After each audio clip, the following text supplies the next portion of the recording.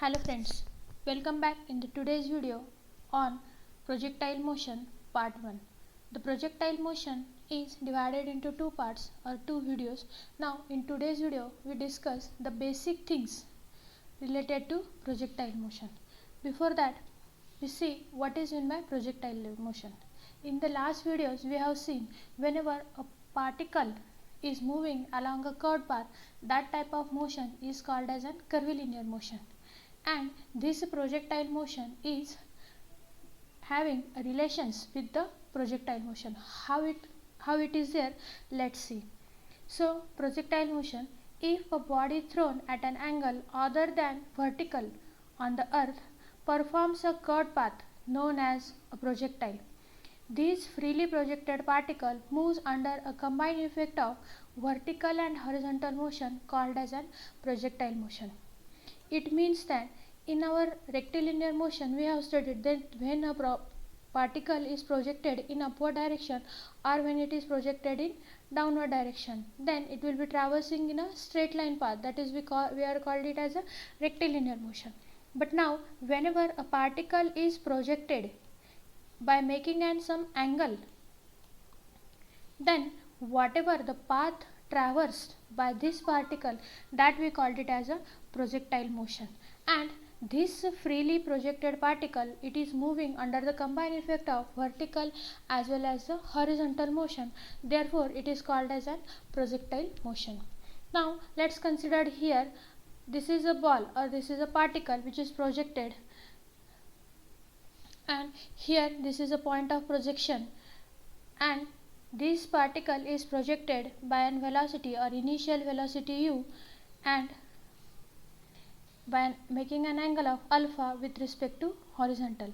Then this particle is moving along this track. At this point it will reaches a maximum height where the velocity of the particle becomes 0 and it will be starts coming down, and this will be the point of landing. So this is the total path traversed by this particle when it will be get projected. So this will be the point of projection. Here this will be the point of maximum height, and then this will be the point of landing. Again, this parabolic path traversed by the particle is called as an parabolic path, and the distance between the point of projection and the point of landing is called as an range. This is the horizontal displacement of the particle from its initial position to the final position, and it is called as also a range r. Also, a vertical displacement of the particle from its initial position up to the maximum height, it is called as an sy, the vertical plane distance, which is denoted also as a h max. Again, as the point of or particle is get projected by an initial velocity u making an angle of alpha with respect to horizontal, so it will be get resolved into horizontal and vertical component as ux and ui, where ux is u cos of alpha and ui is u sin of alpha. Then at this point of maximum height, we know that velocity of the particle is becomes 0. Therefore velocity of particle vy is equal to 0. Again, the velocity of particle ux will remains constant throughout the motion of the particle. Means whatever the point you are considering along this parabolic path, everywhere this value of ux will remains same.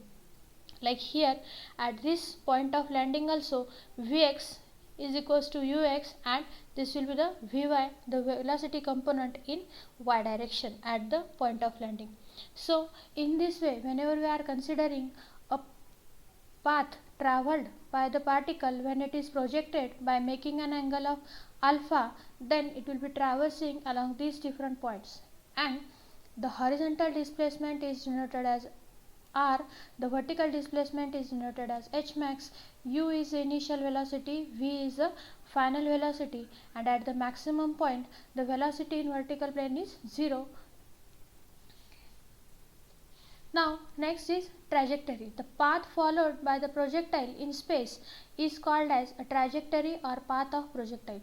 Whatever this parabolic path traversed by this particle is called as a trajectory line. Also, for a projectile acceleration in x direction is 0 and acceleration in y direction is equal to acceleration due to gravity, that is g, which is equals to 9.81 meter per second square. Now here some important points we have to take into consideration in case of projectile motion. First point is that at the highest point B, the vertical component of velocity is 0, that is Vy equals to 0. As we have seen over here that at this point, highest point, the vertical component of velocity is 0, and hence because of that it will be starts coming down in the downward plane. Second thing, that at point B only one component of velocity is there, which is Vx, and it is equals to at, and again the velocity at the highest point is minimum. Then third point is the horizontal component of velocity, that is u cos of theta or ux, remains constant throughout the motion.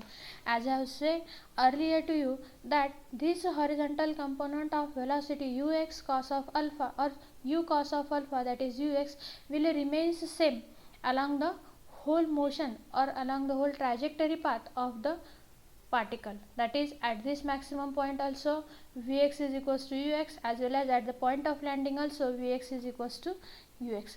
That is the horizontal component of velocity ux will remains constant throughout the motion.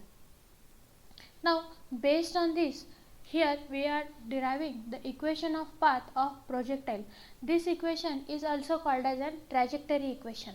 Whatever the path travelled by the particle, based on that the equation is called as a trajectory equation.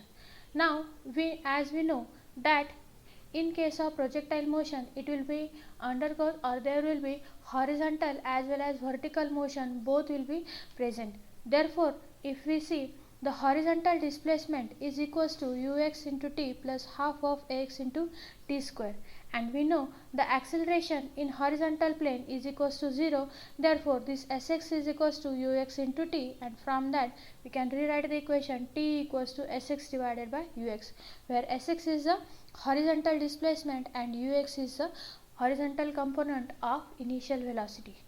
Then similar to that, considering the vertical motion, sy is the vertical displacement, that is equals to uy into t plus half of ay into t square. Now we know that ay, the acceleration in vertical plane, is equals to acceleration due to gravity, that is 9.81 meter per second square. So substituting that value of ay over here, then similar to that we are substituting the value of t as sx divided by ux in this equation. Finally it becomes sy equals to uy into sx by ux minus 4.905 t square, where t is again sx by ux. And therefore now further substituting the value of ux as u cos of alpha, the equation becomes sy equals to uy sx divided by ux, that is equals to minus 4.905 sx divided by u cos of alpha bracket square.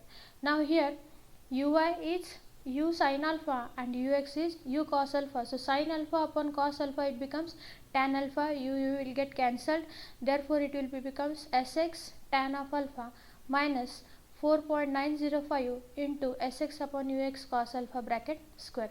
Or we can write this equation as y, that is the vertical displacement, equals to x, that is horizontal displacement, into tan of alpha minus 4.905 x divided by u cos alpha bracket square, where y is the vertical displacement, x is the horizontal displacement, alpha is the angle of projection, and u is the initial velocity at the projection. This equation we called it as a trajectory equation. Now by using this trajectory equation, we can find out how much will be the horizontal displacement or vertical displacement when a ball or any particle get projected in horizontal will goes through under the trajectory or projectile motion.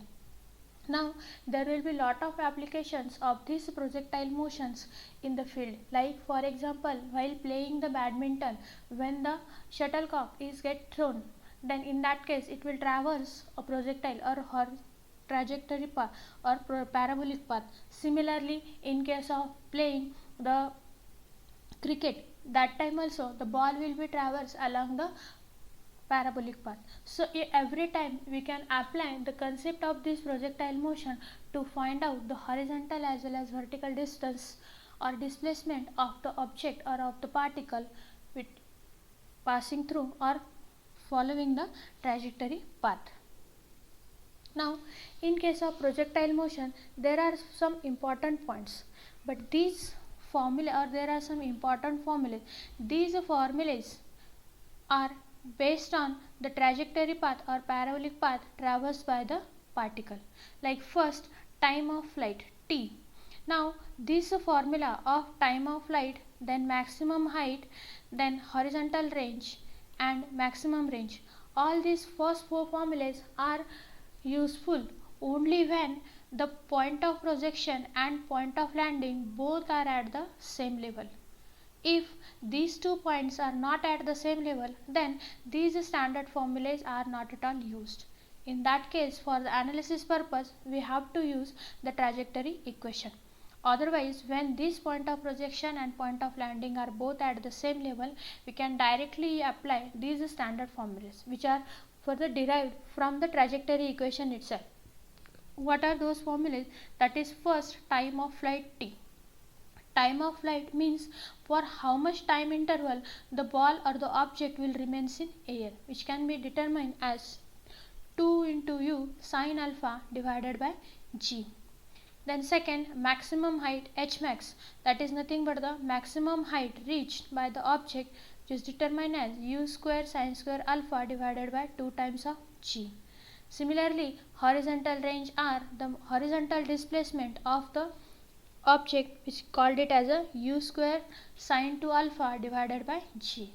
Then maximum range r max is equals to u square divided by g. See, the maximum range it will traverse when the alpha value is equals to, or it will follows a rectilinear motion or straight line path. Then in that case, this sine square sine of 2 alpha, this term becomes 1, and therefore the formula of maximum range is equals to u square divided by g.